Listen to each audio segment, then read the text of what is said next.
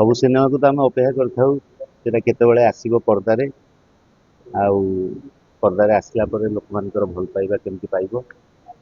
ତ ଏଇ ଗୋଟେ ସିନେମା ଡାଇରେକ୍ଟ ଆପଣ କହିବା ଅନୁଯାୟୀ, ଗଣମାଧ୍ୟମରେ କହିବା ଅନୁଯାୟୀ ଅପେକ୍ଷା ପାଇଁ କେତେ ଦିନ ଅପେକ୍ଷା।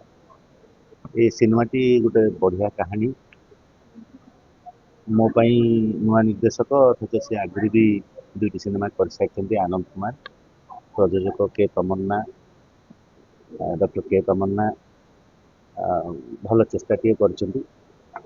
କାହାଣୀ ତ ମନୋରଞ୍ଜନ ରହିବ, ଆପଣଙ୍କୁ ବାନ୍ଧି ରଖିବାର ପ୍ରୟାସ ରହିବ। ବାକି ସିନେମାରେ ମନୋରଞ୍ଜନ ଯାହା ଯାହା ରହିବା କଥା ଉପାଦାନ ରହିବ। ତା ବ୍ୟତୀତ ଗୋଟେ ନିଆରା କଥା, ଯୋଉଟାକି ଅତି ସାଧାରଣ କଥା, ତାକୁ ଗୋଟେ ନିଆରା ଢଙ୍ଗରେ ପ୍ରେଜେଣ୍ଟ କରିଛନ୍ତି।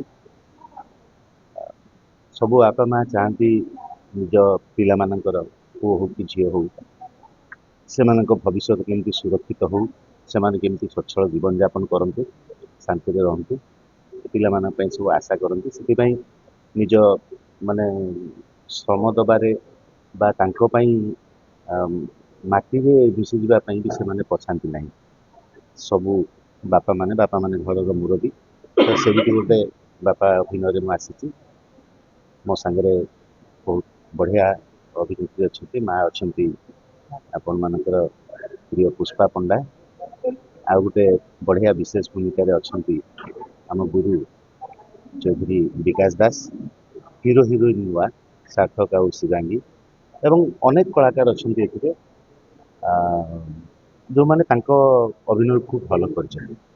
ତ ଏଇ ବାପା ମାନଙ୍କର ଯେଉଁ ଦୁଃଖ ଯେ ପିଲାମାନେ ତାଙ୍କୁ ବୁଝୁନାହାନ୍ତି, ପିଲାମାନେ ଭୁଲ ବାଟରେ ଚାଲି ଯାଉଛନ୍ତି, କି ସେମାନେ ତାଙ୍କ ଗାଇଡେନ୍ସରେ ରହୁନାହାନ୍ତି, ତାଙ୍କ ପାଇଁ ଦିନ ରାତି ଏକ କରି ମୁଣ୍ଡ ଝାଳ ତୁଣ୍ଡରେ ମାରି ସେମାନେ ଯେଉଁ ପରିଶ୍ରମ କରୁଛନ୍ତି ତାହା ବ୍ୟର୍ଥ ହେଇଯିବ କି? ସେଇଭଳି ଏକ କ୍ୟାରେକ୍ଟର ମୋର। ମୋତେ ବଢ଼ିଆ ଲାଗିଲା ସ୍କ୍ରିପ୍ଟଟି। ମୁଁ ଲେଖକଙ୍କ ନାଁଟା କହିପାରୁନି ଇନଷ୍ଟାଣ୍ଟଲି, ସିଏ ବି ନୂଆ ଲୋକ କିନ୍ତୁ ବହୁତ ବଢ଼ିଆ ଲେଖିଛନ୍ତି। ଡ୍ରାମାରେ ରିୟଲିଷ୍ଟିକ୍ ଅଛି। ମୁଁ ଚେଷ୍ଟା କରିଛି କେତେ ସତସତିକା, ମାନେ ସେଇଭଳି ବାପା ନକରି ଆପଣଙ୍କୁ କେମିତି ଲାଗିବ ସେଇ ବାପା ବୋଲି। ମୋ ସାଙ୍ଗରେ ବହୁତ ସହଯୋଗ କରିଛନ୍ତି ଆର୍ଟିଷ୍ଟ ମାନେ, କୋ ଆର୍ଟିଷ୍ଟ ମାନେ, କାହିଁକିନା ସମସ୍ତଙ୍କର ସିଙ୍କୋନାଇଜ୍ ନ ରହିଲେ ଗୋଟେ ରିଏଲ ପ୍ରେଜେଣ୍ଟେସନ୍ ହେଇପାରିବ ନାହିଁ। ଗୀତ ଗୁଡ଼ିକ ବି ଭଲ ହେଇଛି, ବହୁତ ପପୁଲାର ସିଙ୍ଗର ବି ଆଜି ଆମ ସାଙ୍ଗରେ ଯିଏ ନାହାନ୍ତି ହ୍ୟୁମାନ ସାଗର, ତାଙ୍କର ବି ବଢ଼ିଆ ଗୀତ ଅଛି, ଅନ୍ୟମାନଙ୍କର ବି ବହୁତ ବଢ଼ିଆ ଗୀତ ଅଛି। ମୁଁ ଆଶା କରୁଛି ଏଇ ଭିଡ଼ ଭିତରେ ଏ ବର୍ଷର ତ ମାନେ ଏବେଠୁ ଗଣିଲେ ବୋଧେ 28, 30, 35 ଖଣ୍ଡ ହେଇଯିବ ଆଗାମୀ ସିନେମା। ତ ସମସ୍ତେ ଅପେକ୍ଷା କରିଛନ୍ତି, ଆମେ ବି ଅପେକ୍ଷା କରିଥିଲୁ, ଆମ ସମୟ ଆସିଲା। ମୁଁ ଆଶା କରିବି ଏଇଭଳି ଗୋଟେ ଫ୍ୟାମିଲି ପାରିବାରିକ କାହାଣୀ, ତା ଭିତରେ ଗୋଟେ ନିଆରା ଷ୍ଟ୍ରଗଲ। ଆଜି ସିନେମା ପ୍ରତି ଯେମିତି ଅଭିନେତାଟେ ହେବା ପାଇଁ କି ସୋସିଆଲ ମିଡ଼ିଆରେ ଗୋଟେ ଭଲ କ୍ରିଏଟର ହେବା ପାଇଁ ଯେମିତି ପ୍ରତ୍ୟେକ ମନରେ ଗୋଟେ ବସା ବାନ୍ଧିଛି, ସେମିତି ମୋ ପୁଅଟି ତା ମନରେ ଗୋଟେ ବସା ବାନ୍ଧିଛି ଯେ ମୁଁ କ'ଣ ଗୋଟେ ହେବି।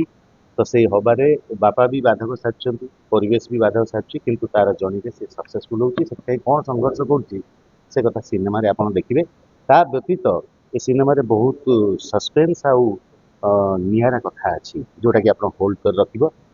ସମସ୍ତଙ୍କୁ ନିମନ୍ତ୍ରଣ ଦେବି, ଆସନ୍ତୁ, ଅପେକ୍ଷା